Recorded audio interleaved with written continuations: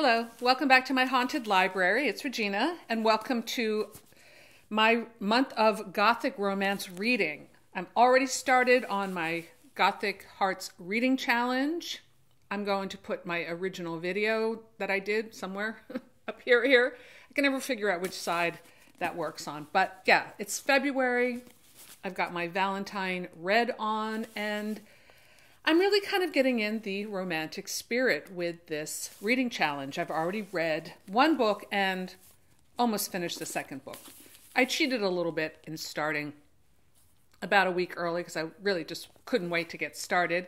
So definitely check out the hashtag and also my 3 co-hosts in the challenge, who are Edie Lewis, author D.L. Tillery, Mistress of Horror, and Aphrodite Lee. So they should have videos up very soon. And so I got started, and I'm going to talk a little bit about what I've read so far, and then I'm just going to, this is just going to be a quick video today. I'm going to do a quick tour of my Gothic romance bookshelves. So today I'm just doing part 1, which are just my hardcover books like this with the dust jacket, and most of these are book club editions. And then I will do part 2, which are the paperback versions. Some I do have doubles. But before we get to that, let me just talk about these 2 books that I've finished. Well, one I'm almost done. I've got maybe 50 pages to go on this one. So we'll start with this. This is Augusta the First, which is #1 in the Saga of the Fenwick Women by Catherine Kimbrough. I'm pretty sure that is a male with a female pen name, which a lot of these are pen names. Let's be honest. A lot of these Gothic romances, I mean, even Dean Koontz wrote Gothic romance. So when it was in its popular, highest degree of popularity, people were writing them because it was a good way to make a living. You could write one in a week because they weren't that long and they were pretty formulaic. It's kind of like what happened with Harlequin romances. I'm sure there's still tons and tons and tons of Harlequin romances. And I do read some of them sometimes. I do like to find the Harlequin Gothics. They're a little harder to find. I do have 1 or 2. But anyway, we'll start with this book that I read. And I had purchased a bunch of these at my favorite secondhand bookstore last year. I think there are 40 in all. I don't have all 40. When I go through my bookshelf tour, I'll just find out how many I do have. But I'm sure I have maybe, 10 or 15. I was so excited to get into this series, and I have to say I'm a bit disappointed with this first book. It is more like historical romance than Gothic romance. In fact, I really had trouble finding anything Gothic about it. A little bit at the beginning, there was a reference to a ghost, so that got me a little excited. And then at the end, there's a kidnapping plot and a basement dungeon, but that's about it. So the historical milieu is the pre-Revolutionary War between England and America. So Augusta is English, but she buys land in the colonies, the New World, because her distant uncle gives her a treasure map when she's a child. So the premise starts out really good, I have to say. She's given a treasure map with like X marks the spot and walk 10 paces this way and turn at the rock and that kind of thing. And that's up in what would be now Maine. And so she's always keeping this in the back of her mind that she will eventually get there and get this treasure. So I expected it to be like a treasure hunt and dashing romance. And it kind of had moments of that, but it kind of went forward and back and forward and back. Another problem I have with this book is she had way too many men. Not that I have a problem with a lot of men in romance, but usually you'll have one central love interest and maybe another one is like a triangle. You have the good guy and the bad guy. You'll have the Ashley Wilkes and the Rhett Butler kind of thing. But this one, she kind of goes from one to the other. And I was not really ever sure of who she really was in love with. I think she was just kind of in love with herself. She is kind of a Scarlett O'Hara character, but without the charm. So she's very headstrong. She is a successful businesswoman. She has ships, and she purchases whaling ships, so she gets into that business. And there's no war set pieces or anything like that that you would expect in a sweeping kind of historical romance. It wasn't that great. So I was a bit disappointed, but it's not going to prevent me from continuing in the series with Jane the Courageous. So I do have the next book. I'm not going to read this right away, but I'm going to try to get to it during this month. But I have other things to read too. And I'm almost finished Victoria Holt's The Curse of the Kings. So in this one, she's not running away from a castle, she's running away from the Sphinx. And I love that green gown. Part of this takes place in Egypt. This is excellent. It's really, really good. In fact, I recommend anyone who wants to start reading Gothic romance from this era is to start with Victoria Holt. Yes, it's very formulaic, but it's very well done. So in this story, it's about an English woman.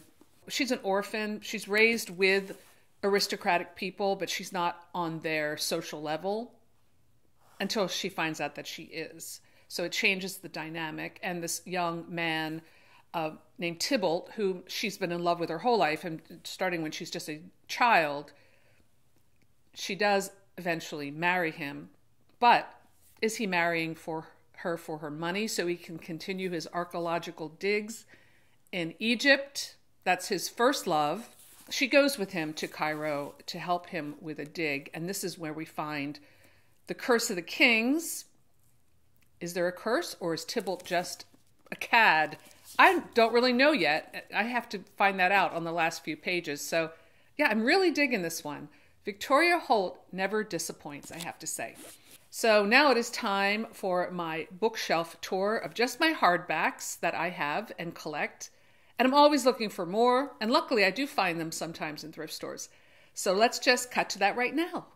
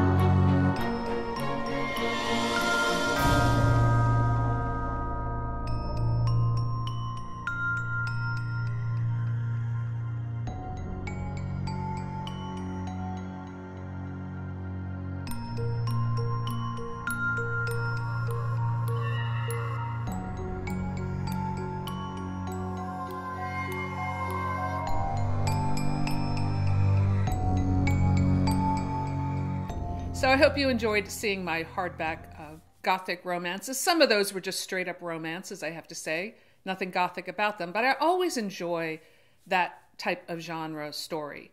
It just puts me in a specific mood. It really does kind of provide a great escape.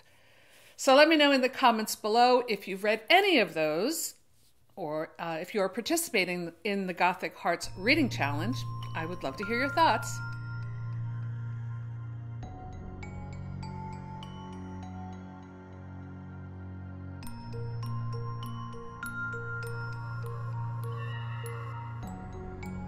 So that's all I have for today. Thanks for stopping by my haunted library, and I'll see you soon. Bye!